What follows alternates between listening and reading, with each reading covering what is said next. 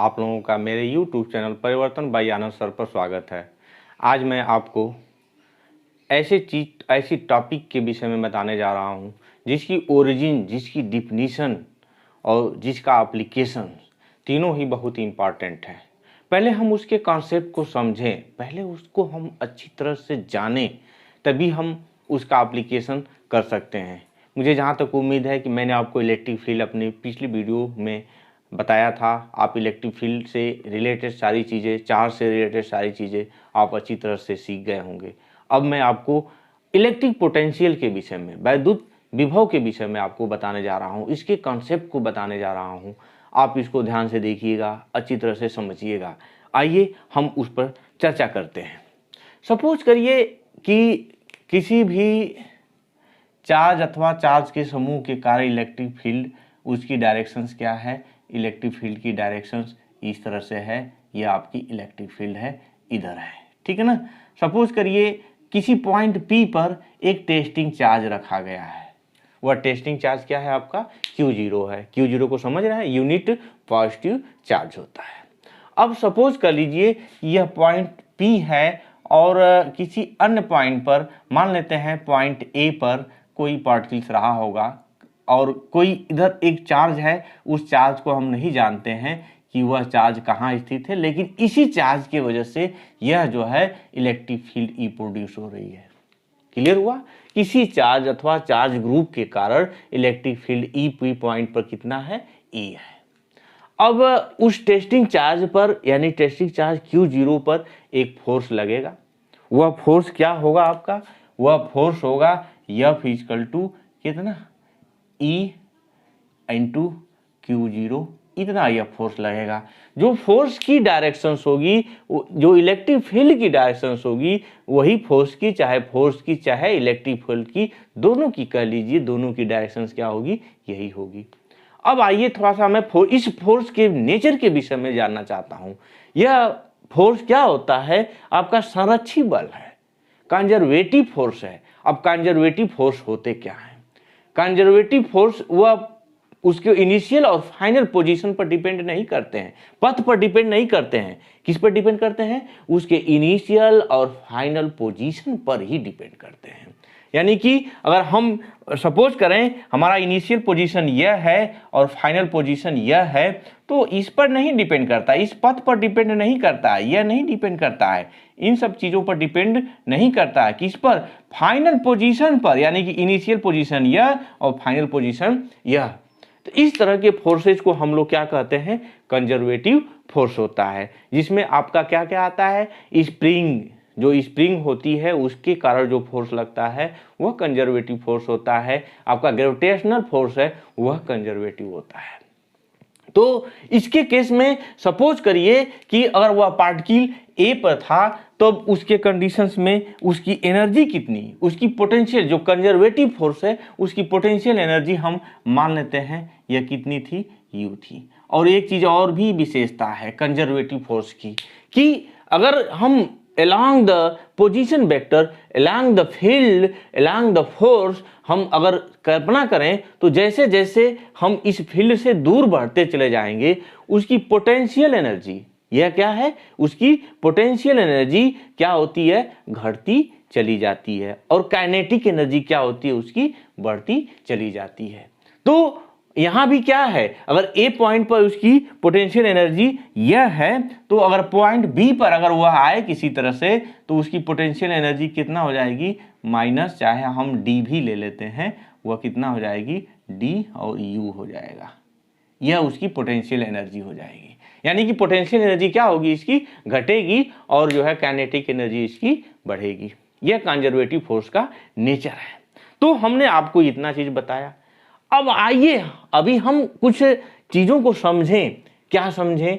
कि अगर हम पॉइंट P पर है, पॉइंट P पर एक फोर्स F काम कर रहा है, तो A से B तक इसको लाने में, A से B तक इसको लाने में इस पर फोर्स कितना काम करेगा? इस पर फोर्स हो जाएगा आपका E और इंटू Q0, इतना फोर्स काम करेगा इस पर।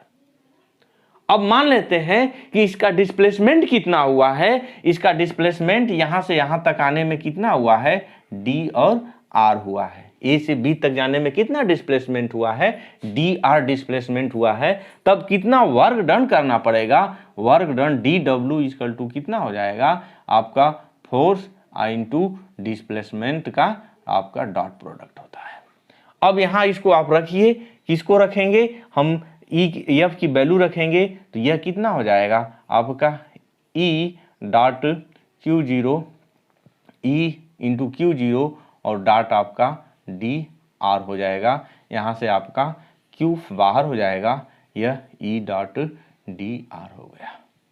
बात क्लियर हुई? इतना वर्क डन आपको करना पड़ेगा, यानी कि यह सिस्टम द्वारा वर्क किया जाएगा। अगर पार्टिकल को हम फ्रीली इसके सिस्टम द्वारा काम किया जा रहा है तो इतना वर्क डन होगा। यह जो है पोजीशन पर डिपेंड नहीं कर रहा है, यह किस पर डिपेंड कर रहा है, यह इस फील्ड के द्वारा इतना वर्क डन किया जाएगा।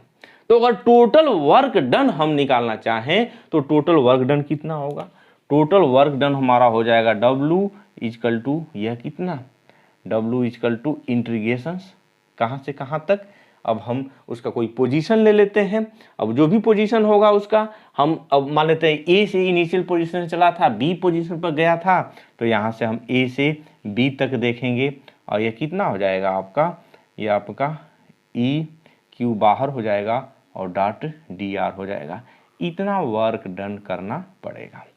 यह वर्क डन सिंस यह सिस्टम द्वारा किया जा रहा है, किसके द्वारा किया जा रहा है, इस सिस्टम द्वारा किया जा रहा है, तो इस केस में हमारा वर्क डन। अब चेंज इन हम इसकी पोटेंशियल एनर्जी देखें, पोटेंशियल एनर्जी में चेंज देखेंगे तो कितना हो जाएगा, पोटेंशियल एनर्जी में यू माइनस आपका डी डब्ल्यू है, चाहे डी यह है और यहाँ से माइनस आप यू करेंगे। यही चेंज इन पोटेंशियल एनर्जी किसके इक्वल होती है, उस वर्क डन के इक्वल होती है जो हम वर्क डन कर रहे हैं एक पोजीशन से दूसरे पोजीशन जाने में, यानी कि minus d u equal to कितना आपका, यह पोटेंशियल एनर्जी है, तो यहाँ से कितना हो जाएगा आपका डी डब्ल्यू, यानी कि यह माइनस यहाँ से डी यू इक्वल टू कितना माइनस डी डब्ल्यू के इक्वल होगी। यानी कि जो हम वर्क डन किए हैं उस वर्क डन का निगेटिव क्या होगा, चेंज इन पोटेंशियल एनर्जी हो जाएगी। तो यहाँ पोटेंशियल एनर्जी क्या हो रही है, घट रही है। यह नेगेटिव साइन क्या बताता है कि यहाँ पोटेंशियल एनर्जी घट रही है। हमने यहाँ बात की आपके सिस्टम की, इस सिस्टम के अनुसार। तो जो हमारा इलेक्ट्रिक पोटेंशियल होता है वह इलेक्ट्रिक पोटेंशियल होता क्या है कि जो हम यह चेंज इन एनर्जी निकालें, जो वर्क डन निकालें, इस वर्क डन का रेशियो और किसका रेशियो, टेस्टिंग चार्ज का रेशियो। टेस्टिंग चार्ज आपका क्या है, टेस्टिंग चार्ज आपका Q0 हो तो जो पोटेंशियल डिनोट होता है, पोटेंशियल को हम लोग कैसे डिनोट करते हैं, यही एनर्जी यानी कि du और बटा में हमारा कितना टेस्टिंग चार्ज Q0।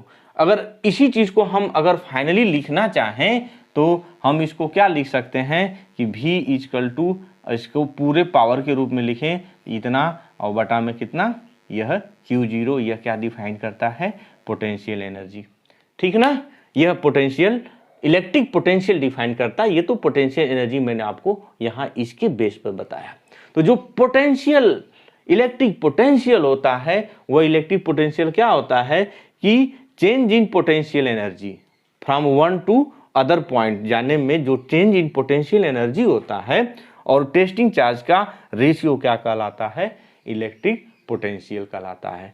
तो जो आपका इलेक्ट्रिक फील्ड है वह कंजर्वेटिव फोर्स है और उसके जो एनर्जी में चेंज होगा due to the system, system के कारण जो चेंज होगा वह क्या होगा, उसमें एनर्जी डिक्रीज करती है और डिक्रीज करती है तो जो उसकी चेंज इन पोटेंशियल एनर्जी होती है वह वर्क डन के नेगेटिव के इक्वल होती है। और वह कितना, इलेक्ट्रिक पोटेंशियल डिफरेंस कैसे डिफाइंड होता है, इलेक्ट्रिक पोटेंशियल एनर्जी और टेस्टिंग चार्ज का रेशियो क्या कहलाता है, इलेक्ट्रिक पोटेंशियल कहलाता है। क्लियर हो गया। तो 100 के सीधे एक बात हम ऐसे भी इसको कर सकते हैं। इसको सिंपल लैंग्वेज में हम क्या कहेंगे, सिंपल लैंग्वेज में अगर आप जानना चाहते हैं, इसका थीम जानना चाहते हैं, तो सिंपल लैंग्वेज में हम कह सकते हैं कि जैसे ये आपका यह पॉइंट ए हो गया और यह पॉइंट बी हो गया। ए से बी तक जाने में जो वर्क डन किया जा रहा है, सपोज के लिए वर्क डन किया जा रहा है और टेस्टिंग चार्ज क्या था आपका, Q0 था। यह वर्क डन का जो निगेटिव होता है उस वर्क डन के और क्या आपके टेस्टिंग चार्ज के रेशियो को हम क्या कहते हैं, इलेक्ट्रिक पोटेंशियल कहते हैं। आप मोटे मोटे में इसको ऐसे भी याद कर सकते हैं, जनरल इसको ऐसे, यानी कि एक पॉइंट से दूसरे पॉइंट, किसी भी इलेक्ट्रिक फील्ड में वन पॉइंट से दूसरे पॉइंट तक जाने में जो वर्क डन होता है, जो सिस्टम पर किया जाता है, सिस्टम बाई सिस्टम, सिस्टम पर नहीं बाई सिस्टम किया जाता है, तो उसको हम लोग क्या कहते हैं, वर्क डन जो है और टेस्टिंग चार्ज के रेशियो को हम इलेक्ट्रिक पोटेंशियल कहते हैं। अब पोटेंशियल डिफरेंस क्या है, आइए इस पोटेंशियल डिफरेंस को हम लोग जाने। यानी कि अगर इसी तरह से अगर हमारा दो चार्जेज हो, दो पॉइंट हो और उस पर अलग अलग पोटेंशियल हो, सपोज करिए यह हो गया, यह आपका ए है और दूसरा पॉइंट बी है, ठीक है ना। तो अब यहाँ हम सपोज कर लें कि पोटेंशियल कितना है, वी ए है, यहाँ कितना पोटेंशियल है, इलेक्ट्रिक पोटेंशियल वी बी है, और टेस्टिंग चार्ज हमारा यहाँ एक बार था, फिर कहाँ गया, यहाँ गया। वर्क डन यानी कि चेंज इन हमारा जो है क्या कर सकते हैं उसको, पोटेंशियल एनर्जी, वह कितना है, वह डेल्टा, और चाहे हम इसको डी यू ले लें, ठीक है। तब के केस में अब वही इस पॉइंट के पोटेंशियल डिफरेंस और अगला पॉइंट के पोटेंशियल डिफरेंस का जो पोटेंशियल इलेक्ट्रिक पोटेंशियल होता है उसके डिफरेंस को ही हम लोग क्या कहते हैं, पोटेंशियल डिफरेंस कहते हैं। यानी कि V B minus V A equal to कितना होगा आपका, इसको हम लोग यही डेल्टा भी लिखते हैं और यह कितना लिखा जाता है आपका डी यू बटा में टेस्टिंग चार्ज क्यू जीरो। अभी अभी आपने डी यू को क्या लिखा है, डी यू को लिखा है कि डब्ल्यू ए से बी में जाने में कितना हम वर्क डन कर रहे हैं और वह टेस्टिंग चार्ज आपका क्यू जीरो हो गया। अगर फाइनली हम रखें इसको तो यह V B minus V A क्या हो जाएगा, minus of the integration of A to B, ठीक है ना, यह ए टू बी और यह ई डॉट डी आर और क्यू जीरो पहले था और यहाँ से क्यू जीरो हम ये कर देंगे, यह कितना हो जाएगा ए टू बी और ई डॉट डी आर हो गया। तो यानी कि जो पोटेंशियल डिफरेंस है V B minus B A किसके इक्वल होगा, line integral of A B E dot d r के इक्वल होगा। इस तरह से हम लोग पोटेंशियल डिफरेंस को निकाल सकते हैं। अगर हमको इलेक्ट्रिक फील्ड मालूम है और उसका पोजीशन वेक्टर मालूम है तो दोनों केसेज में हम जो है क्या निकाल सकते हैं, इसका पोटेंशियल डिफरेंस निकाल सकते हैं। बात समझ में आई। अगर हम इसको शॉर्टली और समझना चाहें, इसको और हम शॉर्टली लिखना चाहें तो उसको, यह तो व्यापक रूप में है, शॉर्टली उसको लिखना चाहें तो हम लोग क्या लिख सकते हैं, इसको थोड़ा सा ऐसे सिंपल रंग में भी आप इसको देख सकते हैं, क्या कि V A V B minus V A equal to W B और डब्लू ए और बटा में आपका क्यू जीरो। यानी कि पॉइंट ए से बी तक जो चेंज इन वर्क यानी कि जो एनर्जी में चेंज होगा और टेस्टिंग चार्ज के रेशियो को ही हम क्या कहते हैं, पोटेंशियल डिफरेंस कहते हैं। यानी कि यहाँ सिंपल अगर मान लेते हैं यहाँ पोटेंशियल कितना है, मान लेते हैं 10 वोल्ट हो गया, यहाँ पोटेंशियल कितना हो गया, मान लेते हैं कि पोटेंशियल यहाँ 8 वोल्ट हो गया, तो इसका पोटेंशियल डिफरेंस कितना होगा, 8 minus 10 equal to minus 2 volt हो गया। बस सिंपल सी बात है। इस तरह से इसका पोटेंशियल डिफरेंस निकाला जाता है, ठीक है। आइए हम थोड़ा सा एक और इसकी व्यापक चीज को बताएं। अगर हम और सिस्टम को उल्टा करके देखें, सिस्टम को उल्टा करके देखने का मतलब क्या है कि अगर कोई इलेक्ट्रिक फील्ड है, सपोज करिए यह कोई इलेक्ट्रिक फील्ड है और यहाँ इनफाइनाइट है और इनफाइनाइट से किसी पार्टिकल को हम ले करके कहाँ आए, इस पी पॉइंट पर आए, तब के केस में हमारा इलेक्ट्रिक पोटेंशियल डिफरेंस कैसे डिफाइंड होगा, अभी देख लीजिए। उल्टा हो जाएगा इसका, यानी कि भी इनफाइनाइट से लेकर आ रहे हैं और कहाँ लेकर आ रहे हैं, वीपी पर लेकर आ रहे हैं, तब इसकी वैल्यू कितना हो जाएगी, वही जो मैंने आपको डिफिनीशन लिखी थी, डब्ल्यू कहाँ, इनफाइनाइट टाइम्स टू पी और बटा में टेस्टिंग चार्ज क्यू जीरो। अब उसको कैसे निकालेंगे, वहाँ से हमने निकाला था, बस वही माइनस यहाँ कहाँ से कहाँ हम आ रहे हैं, इनफाइनाइट टू P आ रहे हैं, तो उसको क्या लिखेंगे? अब निगेटिव साइन है, अब सब चीज थोड़ा सा इसका उलट जाएगा, हमारा यह क्या हो जाएगा? अब यहाँ से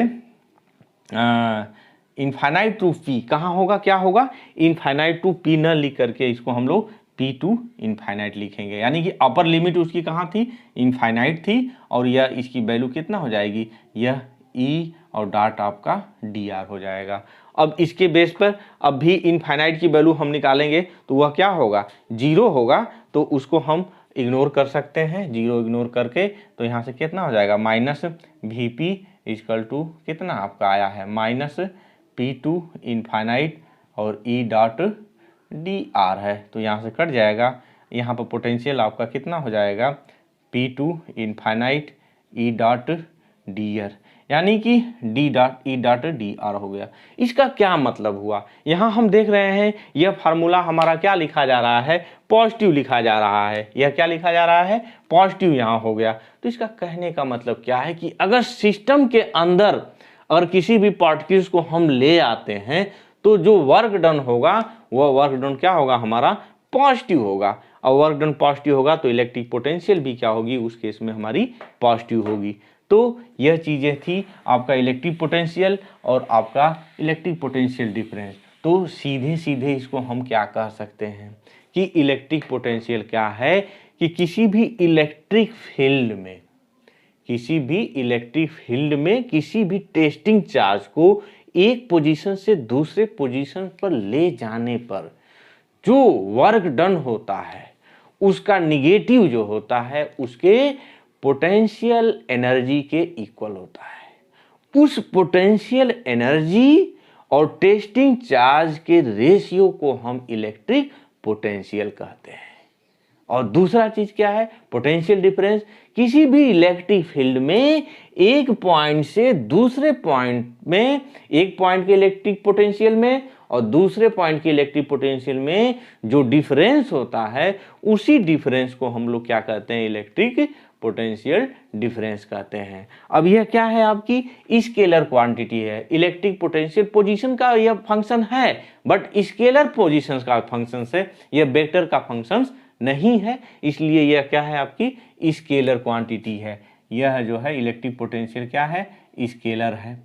अब इसकी यूनिट्स की बात करते हैं तो इसकी यूनिट्स क्या होती है? यह V इक्वल टू आपने देखा W बटा में Q0। यहाँ W का मतलब क्या है? आपका जूल है, और यह चार्ज क्या है? आपका कूलाम है। तो जूल पर कूलाम होता है, इसी को हम लोग क्या कहते हैं? वोल्ट कहते हैं। ठीक ना? अब बात आती है इसकी जो है डायमेंशन फार्मूला की। तो इसका डायमेंशन फार्मूला क्या होता है? इसका डायमेंशन फार्मूला होता है आपका वर्क का डायमेंशन फार्मूला। वर्क का क्या होता है? ml² T/-2, और चार्ज का क्या होता है? A/T। फाइनली इसका हो जाएगा ml/2 और T/-3 और A/-1। यह इसका डायमेंशन फार्मूला होता है। ठीक है, तो ये रहा आपका इलेक्ट्रिक पोटेंशियल और आपका इलेक्ट्रिक पोटेंशियल डिफरेंस। इसके विषय में आप जो है थोड़ा सा देख लेंगे। आगे टॉपिक जो भी होगी मैं उसका वीडियो आपको अगले सेशंस में दूंगा। धन्यवाद।